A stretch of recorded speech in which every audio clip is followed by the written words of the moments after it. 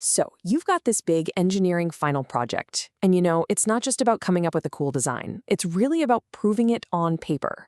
So today, we're going to reverse engineer a top scoring report, look at its grading rubric, and figure out exactly what you need to do to get that top grade. And that's the thing, right? The real challenge isn't just coming up with a brilliant solution. It's all about how you document your process, how you prove that you've ticked every single box on that grading sheet. And that, right there, is what we're going to master today. All right, so here's our game plan. We're going to walk through 6 key sections, starting with the project overview, then problem definition, research, design alternatives, the final design, and we'll wrap up with the report finalization and AI policy. This basically mirrors the exact structure you should be following. Okay, first up, the project overview and goal. You can't solve a problem until you know exactly what it is. So let's see how the sample report totally nails this part. So look at the mission here. The really crucial point is that this isn't just about, collecting random plastic bags. The client is a recycler, and they need 3 specific types of plastic: PET, HDPE, and PP. And here's the kicker. For their business to even work, that plastic has to be separated before it gets to them, and it has to be clean, low contamination. That right there is the technical heart of the whole problem.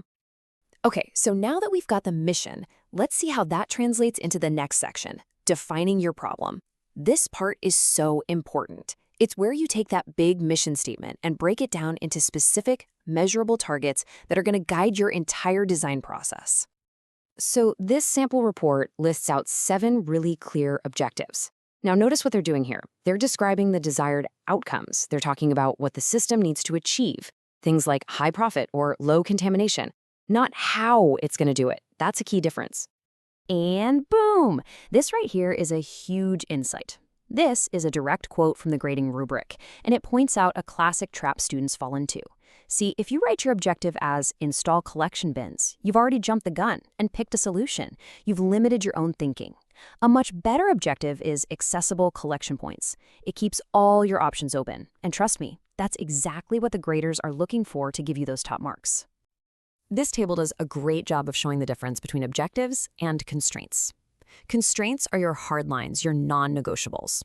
They are strictly pass or fail. Your design either makes more than $3,000 a month in profit, or it fails. It keeps contamination under 10%, or it fails. There's absolutely no middle ground. And again, look, the rubric is crystal clear about this pass-fail measurability. But check out this extra detail. You also have to link at least one of your objectives or constraints to a UN Sustainable Development Goal. In this example, they linked monthly delivery to good health and collecting 15 tons to life on land. It's a small thing, but it shows you're thinking bigger, and honestly, it's a super easy way to pick up points. All right, next section. Before you even think about brainstorming ideas, you got to do your homework. This section, the background research, is where you build that solid factual foundation for everything that's going to come next. Now, this is a distinction a lot of students trip over. You've got 2 groups, the client and the end user. The client, that's the recycler. They have very technical needs, but the end users, the public, they have practical needs. Your design absolutely has to serve the client, but the only way to do that is by getting the end user on board. Think about it. If it's a pain for the public to use, the recycler is never, ever going to get that clean plastic they need. And of course, you've got to show you understand the science behind it all. Why is contamination such a big deal? Well, because a little bit of leftover food can ruin an entire batch of recycled plastic. Why do you have to separate the different types? Because PET and HDPE melt at totally different temperatures. When you explain these core principles, you're proving you're not just making stuff up, you're actually engineering a real solution. Okay, now we're getting to the real meat of it, evaluating design alternatives. This is the heart of the engineering design process. And let me be clear, this is not about picking the idea you think is coolest. It's about using a structured, data-driven method to prove which design is objectively the best. And having a structured process is going to be your best friend here. The rubric actually looks for stuff like this, evidence of brainstorming. They mentioned the 6-3-5 method, which is just a way to generate a ton of ideas fast. 6 people, 3 ideas, 5 minutes. Once you've got that big list, you narrow it down to your top 2 to 4 contenders, and then you get ready to evaluate them, well, systematically. And this right here, this is the payoff. the evaluation matrix. It gives you a clean, simple numerical comparison of your best designs.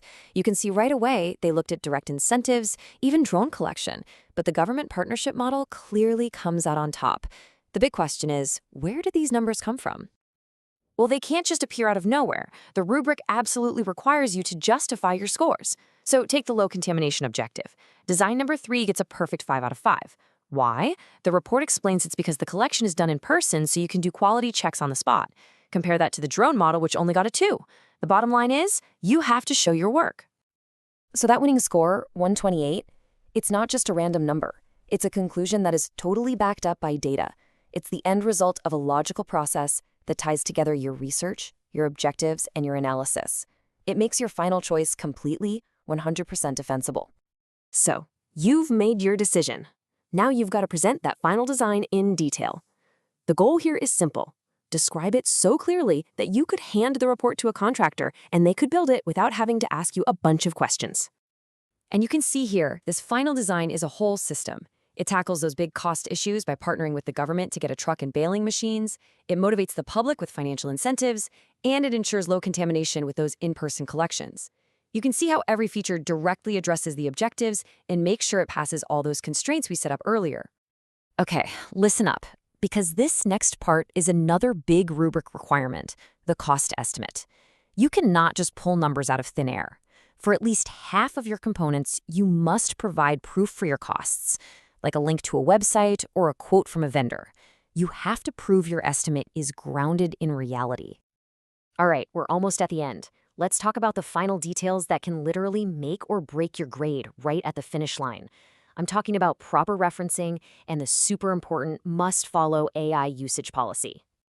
And this is a really big one. It is not enough to just use AI. You have to document exactly how you used it and where you used it in every single section. If you don't disclose this properly, you could get a 50 to 100% point deduction for that section. I'm not kidding. This is a non-negotiable rule, so you've got to pay very close attention to it. So as we wrap this all up, you need to ask yourself a question. Is my report just a description of a cool idea, or is it a convincing document that's been engineered from the ground up to score points?